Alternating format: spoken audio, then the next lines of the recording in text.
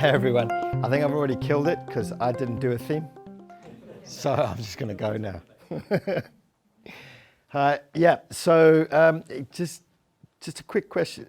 Does anybody know what structured data is? Okay. Yeah, schema.org. Okay, cool. Okay, I just don't, like when there's blank faces everywhere, then you're like, oh shit, did I kill this already? Right, so SEO after checklists. So once you've gone through the whole, Andrew's whole checklist, and of course, actually finishing up nicely, the question about, GMB and is this going to become a paid product, et cetera, et cetera. Well, what I'm looking at tonight is opportunities that other people aren't taking that you can do now in case something becomes a paid product. So we want to stand out from the crowd.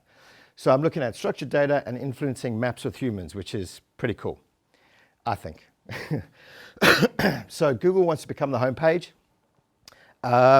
You've got your knowledge panel, you've obviously got your organic, and you're going to start seeing things. I don't know if people are aware, well, you've probably searched for a hotel.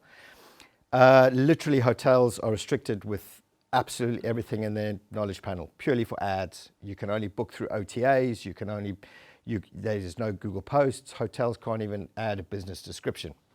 So this is money, and Google wants to dominate that, and unfortunately it will happen. So we're looking at opportunities here. So in my structured data, I'm going to look at a couple things: image and price range, owning your events, geo midpoint, has map versus geo coordinates. Are people glazing? And influencing maps with humans, which is increasing your location footprint, helping Google to understand your location, which also works with popular times and some good position jumps. Right, so I'm Tim. I'm I own and run myself, online ownership, bottom down there, but I'm a Google product expert. We used to be called top contributors. Like everything with Google, they just change names left, right, and center. So there's 15 of us in the world, most in the States, a couple in Australia, one in Germany, and I'm the only one trying to sort out all the crap in the UK. I'm also a Google Trusted Verifier, which means Google trusts me enough to instantly verify your Google My Business listings, so without postcards and all that kind of stuff. Right, so image and price range. I first noticed this in 2016. I've been using schema.org for the last 10 years, and within the local business structured data, I noticed that image and price range was actually showing up in the search results. Because remember, I'm talking about how we stand out from the crowd here. The problem here is that why most people don't actually implement this is because 9 times out of 10, they use a plugin. Plugins get their data from schema.org or Google Developer Docs, and neither of them use it. Problem. But it's been around for quite a few years. So this is what it looks like. So we've got an organic search result at the very top, and we've got aggregated rating, and then you can see next to that, next to the votes, you've got price range, and it says best rate guaranteed. I do want to ask at the end, is this going to be available afterwards, or am I trying to... Yes, yeah, sure, yeah, sure, yeah, okay.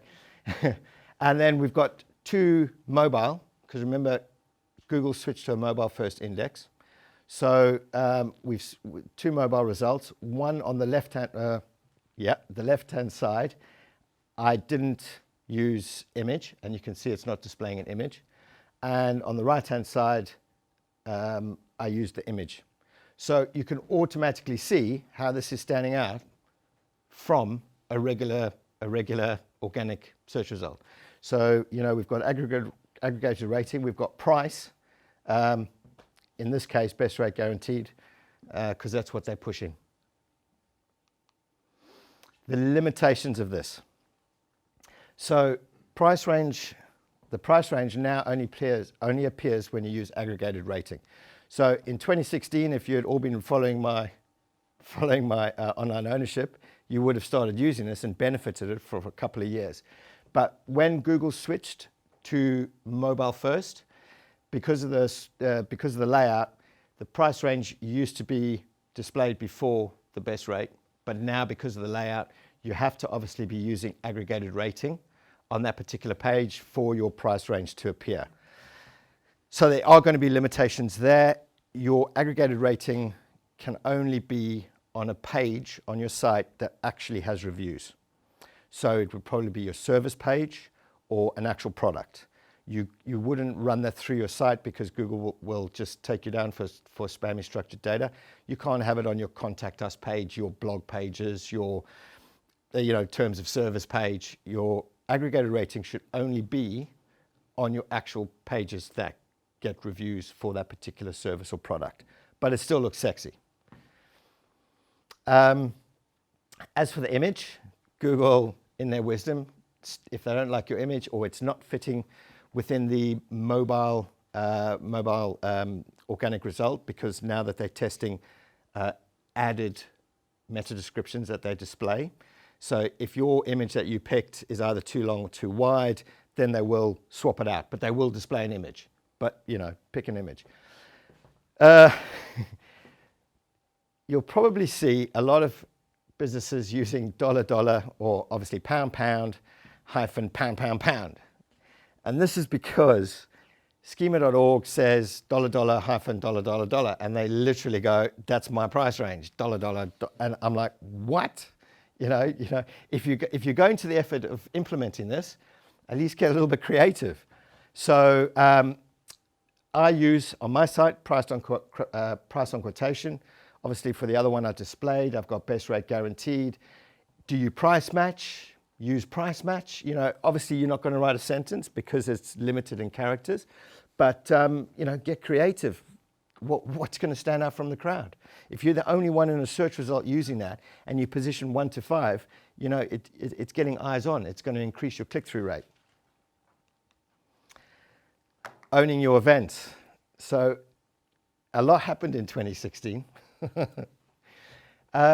So in 2016, I was marking up events on a site that came to me. And when I actually added in the local business structured data within the actual site itself, I noticed something interesting, that now because Google could match an actual location to that event, and that business had a GMB page, it started pulling through the event to display in your knowledge panel. Pretty sexy, because that's your brand name. So, events in the past would just show a rich snippet underneath that event. So someone would have to search for Optimisey event Cambridge. That particular page would be showing up for the current one, and then you would just have a couple of little blue snippets in organic underneath it. But now if you're searching Optimisey events, you're going to actually have your knowledge panel, and you can actually click direct straight through to the particular event you want. The user doesn't have to click through to the events page, then they have to scroll down, find the particular event that they're looking for, etc., etc. So, this is front and center. It's brilliant. So how can we use this to our advantage? Obviously, you're going to mark up your own events, but, let's get a little bit creative with this stuff. So these are the kind of events that Schema supports at the minute. The one for a business that people don't realize, sale events.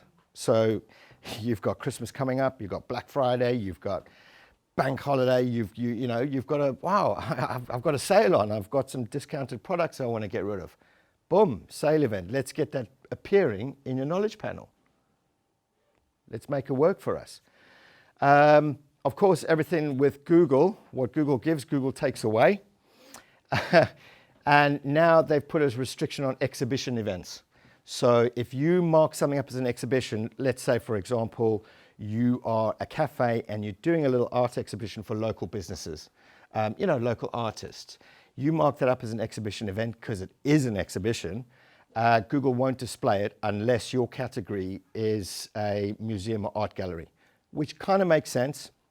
So in that instance, if you were having an exhibition and you weren't a museum and an art gallery, you would need to use just the top line event structured data for that to appear within your knowledge panel. So there's a limitation there. And the other massive one is Google doesn't honor any events for hotels, of course. Everything is just completely shut down. So event spam. October or November 2018, Google decided that too many people were not taking advantage of this. So in Google's wisdom, it was like, hey, let's just scrape the entire ecosystem. And what was happening on their first iteration of this, they literally had anything that they could tie an event or a local business to something. They were just literally displaying all sorts of crazy stuff in businesses' knowledge panels. So I was like, right, can we create an event on our own site? We mark it up as an event with unstructured data and have it appear in someone else's. You know, Google scraped all these things, but can we physically force this? And yes, you can. There's online ownership telling Google to stop spamming businesses. April the 1st, obviously, I didn't want to get into trouble. I'm a product expert. They do shout at us a lot. And yeah, I even stipulated on that, this is a non-event, and it still honored it. So what can we do with this now? This is like the sexy stuff. What can we do with it? How can we use this to our advantage? So if Google insists on displaying this, you know, let's take the opportunity to either advertise on another business's page, which maybe not so cool, but we can, and especially point of interest knowledge panels.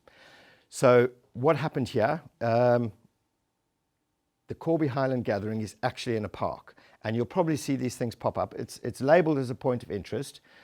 You know, parks, let's say, you know, Hyde Park, I'm not really sure anything in Cambridge, but, you know, I don't know if you've got a river and you have a festival or, you know, points of interest where things happen all the time. So I harangued my local butcher. I was like, right, give me access to your website. He's like, what for? I'm like, let's make some magic. And so we created a special for haggis for the Corby Highland Gathering. We marked it up as a sale event, tied it in the structured data to the actual point of interest. And lo and behold, we now appear under the actual gathering that's, you know, going to be coming up as an event. There is already starting to get some clicks from this, but, you know, on the day, you know, or close to the time, we'll see. But, you know, this is an opportunity. It's a point of interest. I don't think too many people are going to, you know, freak out, report you as spam. But, you know, take these opportunities. If something's happening, and let's, you know, be realistic. If it's within walking distance, if it's within, you know, don't say this is like 50 miles away, I'm just going to chuck it in there. You know, be realistic, because ultimately you still want the click-through, you still want the sale or the potential sale from it. So, you know, get creative with this kind of stuff. So, yeah, you know, magic's what makes it all happen. You just got to find what Google's doing. If Google's doing something, you figure out why they're doing it. How can we use it to advantage? So I've got two things there. If you want to know more about sort of actual structured data with the price range and image, or just online ownership, and also using the events in the knowledge panel, you can just grab those two. All right, so geo midpoint. Yeah, are people glazing now? Okay, so this goes into, this comes into with nicely into Andrew's about service area businesses. You don't want your address being displayed. I've set my service area as Cambridge, but on my website, how's a search engine trying to figure this out? Yeah. And again, so the way we define this is with geo midpoint. Another thing, because Schema doesn't show this in their examples, and because Google Dev Docs don't show this, none of the plugins support this at the minute. So, here we go. It's a little bit of an advantage to tell search engines where you are located and your search radius. The example I've got here is I used it with a taxi company in Chester. Not just this, by the way, for all those position ones. Okay, just to clarify, it wasn't just this. There was obviously a lot of work done on the site. But with your geo coordinates, you literally pick, like Andrew did with Wolverhampton, you literally pick the center. Google's going to tell you what they perceive the center of that location to be. Grab the geo coordinates, use it in your geo as your geo midpoint. You're telling a search engine straight off the bat where you're located as a service.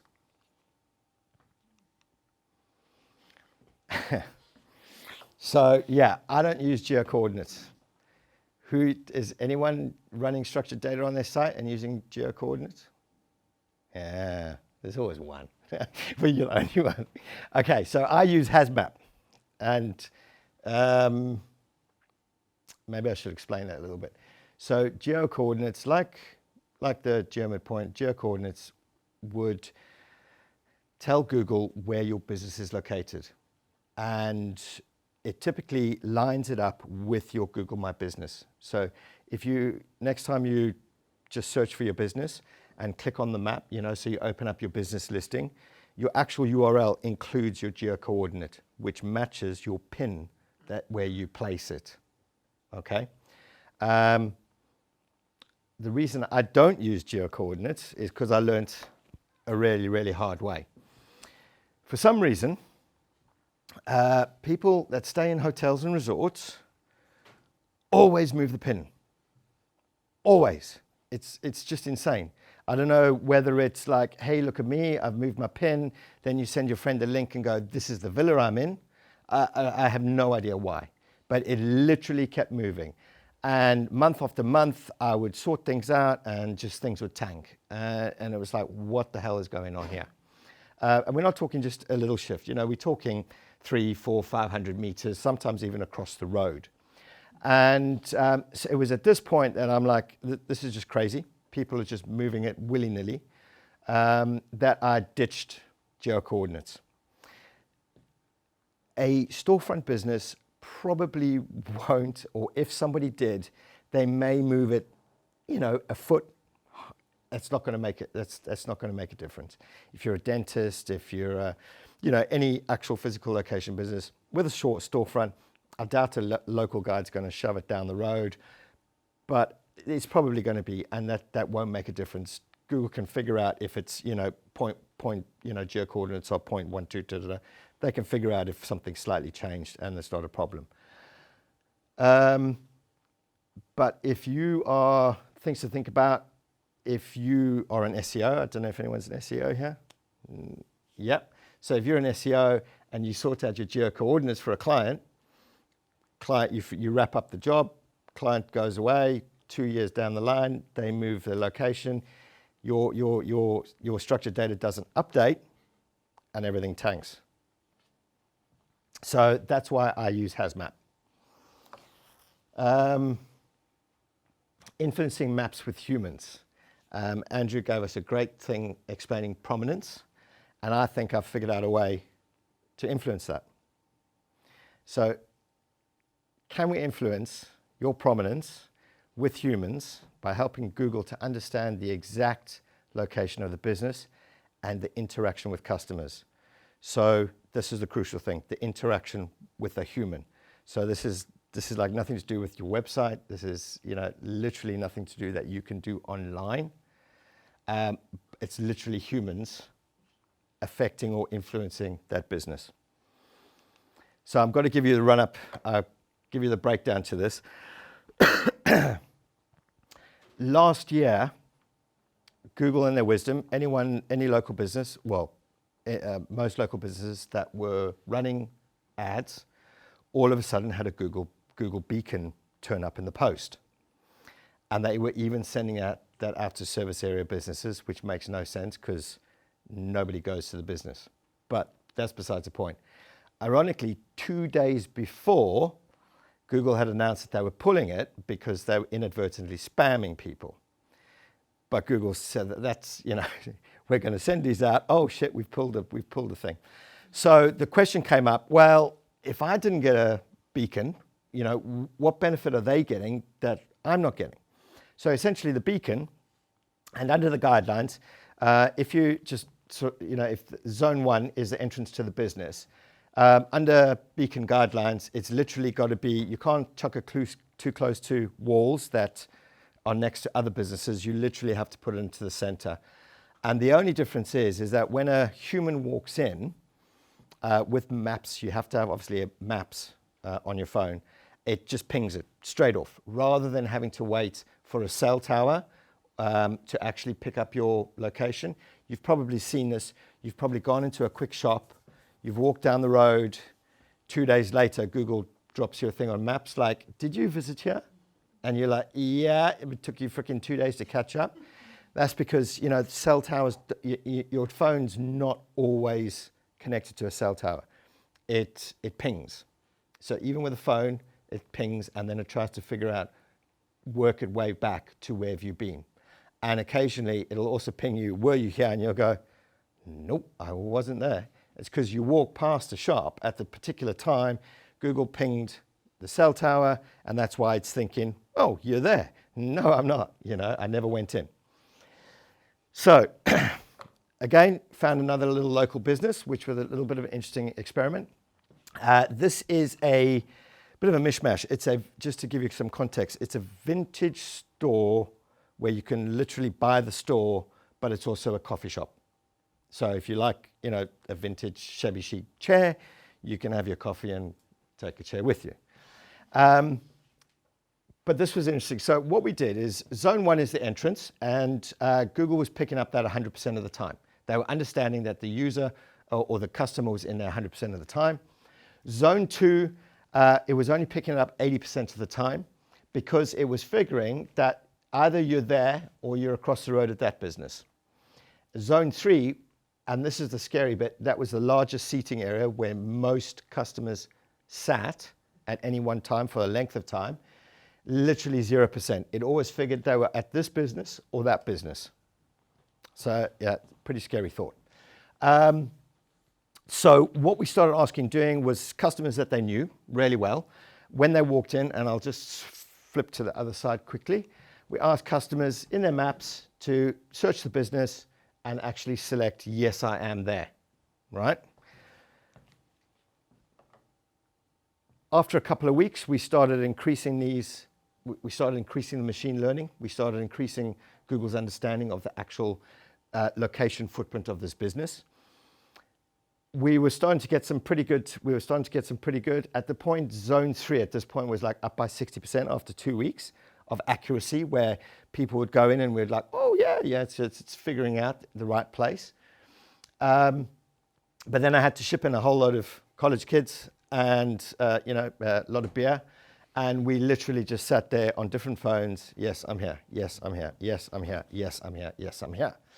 And zone 1 was always 100. We got this up to pretty much 90% accuracy, and we got this up to around about 80% accuracy on actually understanding that the customer is at that location.